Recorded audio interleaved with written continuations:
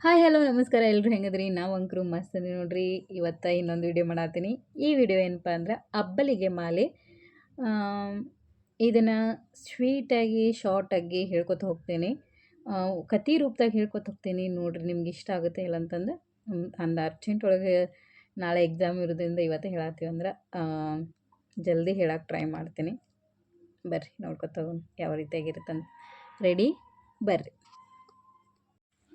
ಈ ಕತೆ ಸ್ಟಾರ್ಟ್ ಮಾಡೋಣ ಬರ್ರಿ. ಅಂಕೋಲೆ ಎಂಬ ಪುಟ್ಟ ಊರಿನ ಪೇಟೆಯಲ್ಲಿ ಪ್ರತಿದಿನ ಬೆಳಿಗ್ಗೆ ಒಂದು ಅಪರಿಚಿತ ದೃಶ್ಯ ಕಾಣಿಸುತ್ತಿತ್ತಂತ. ಬಾಲಾಜಿ ಅಂಗಡಿ ಮುಂದೆ ಒಂದು ಚಿಕ್ಕ ಬುಟ್ಟಿ, ಅದರೊಳಗೆ ಹಸಿ ಬಾಳೆ ಎಲೆಯ ಮೇಲೆ ಜಾಜಿ ಮಲ್ಲಿಗೆ, ಕನಕಾಂಬರ, ಉಪ್ಪಳೆ, ಮುತ್ತು ಮಲ್ಲಿಗೆ ಹೀಗೆ ತರಾವರಿ ಹೂಗಳು. ಆ ಹೂಗಳ ನಡುವೆ ಕುಳಿತಿರುತ್ತಿದ್ದ ರಾಕಿ ಅಜ್ಜಿ. ರಾಕಿ ಹೂ ಮಾರುವವಳು ಮಾತ್ರ ಅಲ್ಲ, ಅವಳು ಆ ಊರಿನ ಜನರ ಬದುಕಿನ ಒಂದು ಸಣ್ಣ ಭಾಗವಾಗಿದ್ಲು. ಹಿಂದೆ ಅವಳನ್ನು ಬುಟ್ಟಿ ಹಿಡಿದು ಬಸ್ ಸ್ಟ್ಯಾಂಡ್, ಮೀನು ಮಾರುಕಟ್ಟೆ, ಹೋಟೆಲ್ ಮುಂದೆ ಹೀಗೆ ಎಲ್ಲೆಲ್ಲೇ ತಿರುಗಾಡಿ ಹೂ ಮಾರ್ತಿದ್ಲು. ಆದರೆ ವಯಸ್ಸಾದಂತೆ ಮಂಡಿ ನೋವು ಶುರು ಆಕತಿ, ನಡೆಯುವುದು ಕಷ್ಟ ಆಕತಿ. ಆದ್ದರಿಂದ ಒಂದು ಜಾಗದಲ್ಲಿ ಕುಳಿತು ಹೂ ಮಾರಲು ಆರಂಭಿಸ್ತಾಳ. ಒಂದಿನ ಲೇಖಕಿ ರೇಣುಕಾ ರಮಾನಂದ್ ಅವರು ರಾಕಿಯನ್ನು ನೋಡಲು ಬರ್ತಾರ. ಬಾಲ್ಯದಲ್ಲಿ 2 ಜಡೆ ಹಾಕ್ಕೊಂಡು ಬಂದರೆ ರಾಕಿ ಓಡಿ ಬಂದು ಹೂ ಮುಡಿಸ್ತಿದ್ಲಂತ.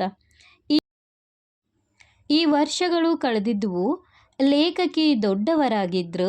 ಮೊದಲಿಗೆ ರಾಕಿ ಅವರನ್ನು ಗುರುತಿಸಲು ಆಗಲಿಲ್ಲ. ಆದರೆ ಸ್ವಲ್ಪ ಹೊತ್ತಿನ ನಂತರ ನೆನಪಾಯಿತು. ಅಯ್ಯೋ ಮಗ, ಹಿಂದೆ ಕಡ್ಡಿ ಆಗಿದ್ದೆ, ಈಗ ದಪ್ಪ ಆಗಿದ್ದೀಯಲ್ಲ ಅಂತ ನಗ್ತಾ ಹೇಳ್ತಾಳೆ. ಮಾತು ಮಾತಿಗೆ ರಾಕಿ ಲೇಖಕಿಯ ತಂದೆಯನ್ನು ನೆನಪಿಸ್ಕೊಳ್ತಾರ. ಗಂಡ ಸತ್ತ ನಂತರ ನಾನು ಅನುಭವಿಸಿದ ಕಷ್ಟದ ದಿನಗಳನ್ನು ಹೇಳಿದರೆ ಆಗ ಕೇಳಿದ ಲೇಖಕಿ ವಿಧವಾ ವೇತನ ಮಾಡಿಸಿಕೊಟ್ಟ ಸಹಾಯ ಮಾಡಿದವರು ಎಂದು ಕೃತಜ್ಞತೆಯಿಂದ ರಾಕಿ ನೆನಪು ಮಾಡ್ಕೋತಾಳ. ಲೇಖಕಿ ಹೊರಡಲು ಸಿದ್ಧರಾದಾಗ ರಾಕಿ ಅವರನ್ನು ನಿಲ್ಲಿಸಿ, ಹೆಣ್ಣು ಮಕ್ಕಳು ಬರೀ ತಲೆಯಲ್ಲಿ ಹೋಗಬಾರ್ದು, ಇರು, 1 ಮೊಳ ಮಲ್ಲಿಗೆ ಮುಡಿಸ್ತೀನಿ ಅಂದರೆ 1 ಮೊಳ ಹೂ ಮುಡಿಸ್ತೀನಿ ಅಂತಂದು ಹೇಳ್ತಾಳ ಎಂದು ಹೇಳಿ ಪ್ರೀತಿಯಿಂದ ಹೂಮಾಲೆ ಕತ್ತರಿಸಿಕೊಟ್ಟಳು. ಲೇಖಕಿಗೆ ಈಗ ಹೂ ಮುಡಿಸಿಕೊಳ್ಳುವ ಅಭ್ಯಾಸ ಇರಲಿಲ್ಲ. ಆದರೂ ರಾಕಿಯ ಪ್ರೀತಿ ಮುಂದೆ ನಿರಾಕರಿಸಲು ಆಗಲಿಲ್ಲ. ರಾಕಿ ಪ್ರೀತಿಯಿಂದ ಹೂ ಮುಡಿಸುತ್ತಿದ್ದಾಗ ಸುತ್ತಲಿನ ಜನರೆಲ್ಲ ನಗುತ್ತಾ ನೋಡ್ತಿದ್ರು. ಆ ಕ್ಷಣದಲ್ಲಿ ಪೇಟೆಯ ಗದ್ದಲದ ನಡುವೆ ಒಂದು ಆತ್ಮೀಯ ಸಂತೋಷ ಮೂಡ್ತಿತ್ತು. ರಾಕಿಗೆ ಜನರ ಜೀವನ ಚೆನ್ನಾಗಿ ಗೊತ್ತಿತ್ತು.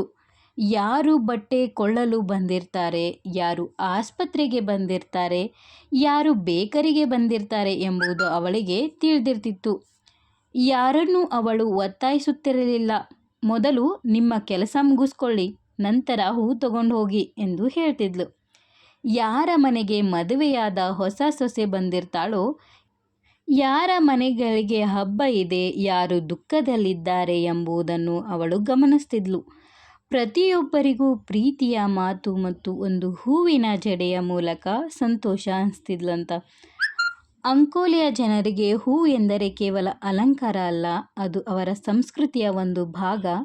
ಅಲ್ಲಿನ ಮಹಿಳೆಯರು ತಮ್ಮ ಮನೆಗಳಲ್ಲಿ ಜಾಜಿ ಮಲ್ಲಿಗೆ, ಉಪ್ಪಳಿ ಹೂಗಳನ್ನು ಬೆಳೆಸ್ತಿದ್ರಂತ. ಮುಂಜಾನೆ ಎದ್ದು ಮೊಗ್ಗುಗಳನ್ನು ಕಿತ್ತು ಜಡೆ ಕಟ್ಟಿ ಮಾರಾಟ ಮಾಡ್ತಿದ್ರು.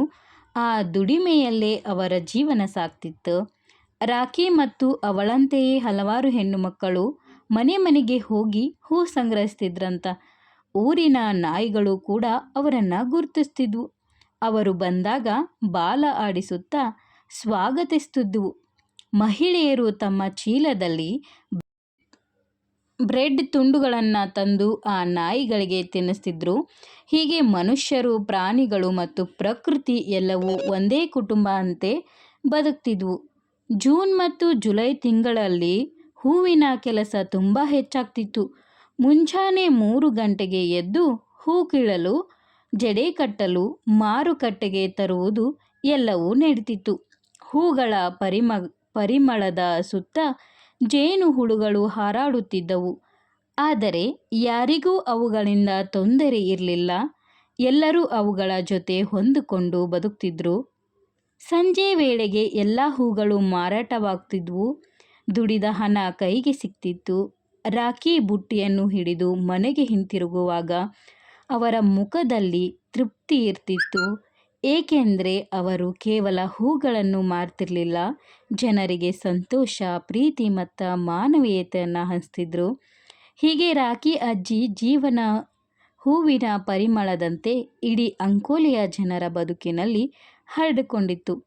ಅವಳು ಕೊಟ್ಟ ಹೂಮಾಲೆ ಕೇವಲ ಹೂವಲ್ಲ, ಅದು ಪ್ರೀತಿ, ನೆನಪು, ಮಾನವೀಯತೆ ಮತ್ತು ಸಂಸ್ಕೃತಿಯ ಸಂಕೇತ ಆಗೈತೆ. ಈ ಅಬ್ಬಲಿಗೆ ಮಾಲೆ ಕಥೆಯಿಂದ ಇಂದಿನ ಜನ್ರೇಷನ್ ತಿಳ್ಕೊಳ್ಬೇಕಾದ ವಿಷಯ ಏನಪ್ಪ ಅಂದ್ರೆ, ಸರಳ ಜೀವನದ ಮಹತ್ವ ತಿಳ್ಕೊಬೇಕು. ಹೆಂಗಪ್ಪ ಅಂದ್ರೆ, ಕಡಿಮೆ ಸೌಲಭ್ಯಗಳಿದ್ದರೂ ರಾಖಿಯಂತೆ ಸಂತೋಷದಿಂದ ಬದುಕುವುದನ್ನು ನಾವು ಕಲ್ಕೋಬೇಕು. ಹಂಗೆ ಮಾನವೀಯತೆಯ ಮುಖ್ಯ. ಮಾನವೀಯತೆಯಿಂದ ನಾವು ಹಣಕ್ಕಿಂತ ಪ್ರೀತಿ, ಕಾಳಜಿ ಮತ್ತು ಸಹಾಯ ಮಾಡುವ ಮನಸ್ಸು ದೊಡ್ಡದು ಅಂತಂದು ತಿಳ್ಕೋಬೇಕು. ಹಂಗೆ ಹಳೆಯ ಸಂಸ್ಕೃತಿಯನ್ನು ಗೌರವಿಸಬೇಕು. ಅಂದ್ರೆ ಹೂವು, ಸಂಪ್ರದಾಯ, ಸ್ಥಳೀಯ ಆಚರಣೆ, ಮೌಲ್ಯವನ್ನು ಮರಿಬಾರ್ದು. ಹಂಗೆ ಸಣ್ಣ ಉದ್ಯೋಗಗಳಿಗೆ ಗೌರವ ಕೊಡಬೇಕು. ಅವರು ಹೂ ಮಾರುವವರಾಗಲಿ, ಬೇರೆ ಯಾವುದೇ ಕೆಲಸ ಮಾಡಲಿ, ಅವರಿಗೆ ಗೌರವ ಕೊಡಬೇಕು. ಹಂಗೆ ನಮ್ಮ ಸ್ಥಳೀಯ ಹೂಗಳು ಮತ್ತು ಪರಿಸರವನ್ನು ಕಾಪಾಡುವ ಮನೋಭಾವ ಇರಬೇಕು. ಸಂಬಂಧಗಳಿಗೆ ಬೆಲೆ ಕೊಡಬೇಕು. ರಾಖಿಯ ಪ್ರೀತಿ ಮತ್ತು ಆತ್ಮೀಯತೆ ನಮ್ಮ ಸಂಬಂಧಗಳ ಮಹತ್ವವನ್ನು ತಿಳಿಸ್ತೈತಿ. ಒಂದು ಸಣ್ಣ ಹೂವಿನ ಮಾಲೆಯು ಇನ್ನೊಬ್ಬರ ಮುಖದಲ್ಲಿ ನಗು ತರುವುದು ಎಂಬುದನ್ನು ನಾವು ಕಲಿಬೇಕು. ಎಲ್ಲವನ್ನು ಹಣದಿಂದ ಅಳೆಯಲು ಆಗುವುದಿಲ್ಲ. ಜೀವನದ ಸಣ್ಣ ಸಂತೋಷಗಳನ್ನು ಅನುಭವಿಸಬೇಕು.